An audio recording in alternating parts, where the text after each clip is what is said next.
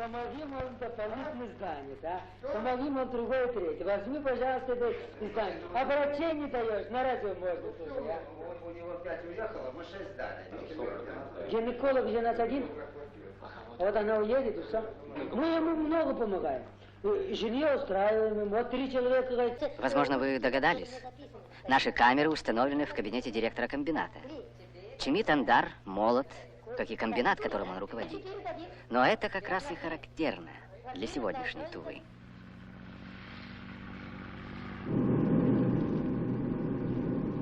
Здесь происходит процесс огромной важности. В республике образуется свой национальный рабочий класс. Его становление стремительно. В производство одновременно приходят молодые рабочие, молодые инженеры, молодые руководители. Да, на пороге стоит новая Тува, Тува индустриальная. Страна уже получает тувинский асбест.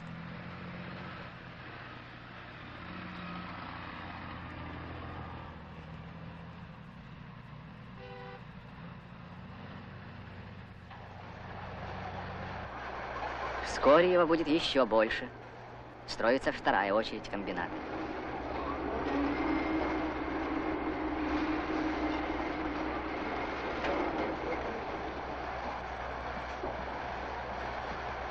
Нам рассказали о том, как однажды в Туву завезли партию синтетических юрт. Эти юрты, снабженные различными новинками, здесь не прижились. Летом в них было жарко, зимой холодно. Да и вообще юрту все реже встретишь на тувинской земле. Разве что в период летних кочевий. Скотовод должен иметь легкий мобильный дом. И здесь, как везде и повсюду, людям необходим хороший дом, столовая, детский сад, парикмахерская, кинотеатр. Не будем продолжать этот список. Он может быть значительно расширен. Рабочий поселок при комбинате только строится. А главная проблема, вот она. На сотни километров тянутся горы. Ад для строителей, рай для фотографов.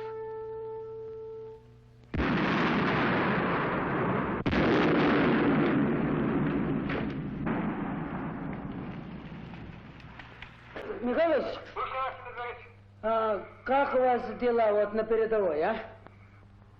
Ну, у нас сейчас, значит, таким вот образом, на 125-м километре нас продвинулись на 500 метров там по, значит, прижиму. Время на дорогу. Да. А как у студента хорошо помогает строителям там? Студенты? Да. Студенты очень хорошо помогают. Ясно. На северном участке позволили за июль месяц перевыполнить даже программу. Теперь скажите, пожалуйста, самая передняя точка-то где сейчас у нас? Сейчас самая передняя точка с нашей стороны, значит, на 125-м километре и плюс 500 метров.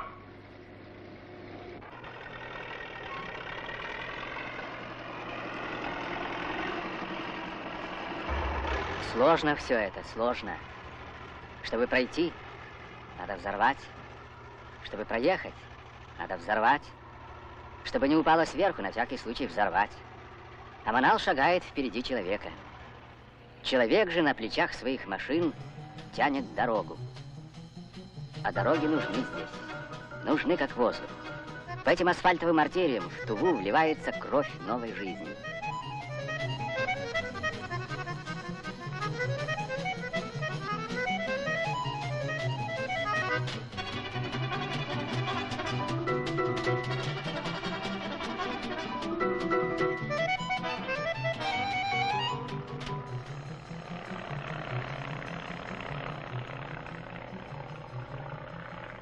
Другой сын Тувы индустриальной, комбинат Тува-Кобальт. Он еще только строится. Если где-нибудь на карте республики мы станем искать наш перекресток времен, то, право же, здесь ему самое место. Действительно, вскоре отсюда, из древнего края кочевников, печальных песен и полудикого житья, придет в промышленность страны королевский металл.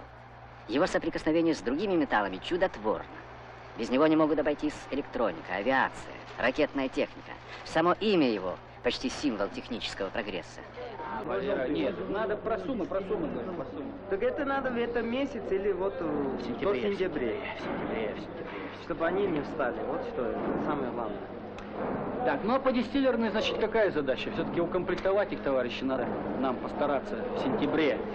в октябре, ну, до 1 октября. Тогда они за октябрь кончат монтаж.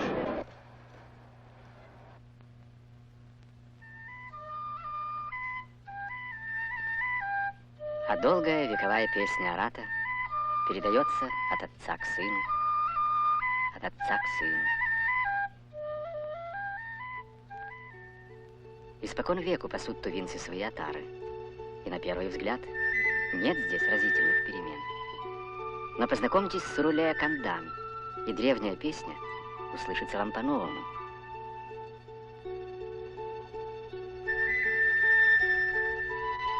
Уруле Кандан – известный в Туве человек. Она мать-героиня и герой социалистического труда.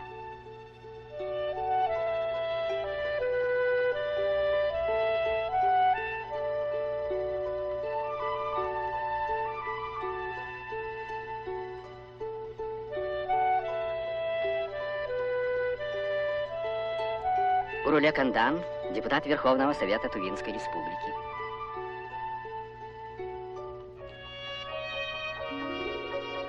Растут дети, потихоньку постигая основы векового дела Арата. И вот может быть такая жизнь, когда ты живешь на земле предков, когда твой труд уважаем и почетен, когда все дети растут при тебе. Может, все это и называется счастьем. Листают дети Уруле Кандан свою первую книжку, и еще не знают, что на их земле есть книги, которые не перелистаешь, но прочтешь. На камне писали самые главные слова, выбивая их другим камнем. Слова прочтены, знаки расшифрованы археологами, ювелирами истории, ее исследователями и сторожами.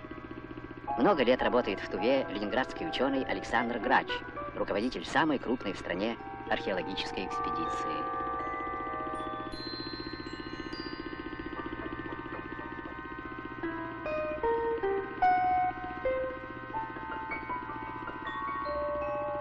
Здесь, в Саяно-Енисейской трубе, среди скал, покрытых пустынным загаром, археологи обнаружили уникальную картинную галерею.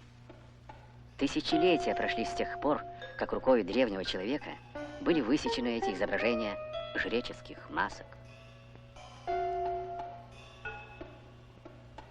диких животных,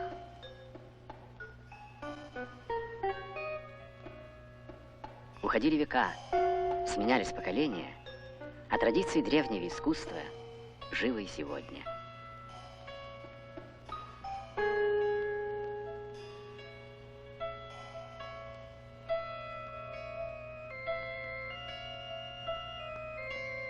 Под рукой тувинских камнерезов воскресают мотивы древних рисунков, обретая плоть в камне.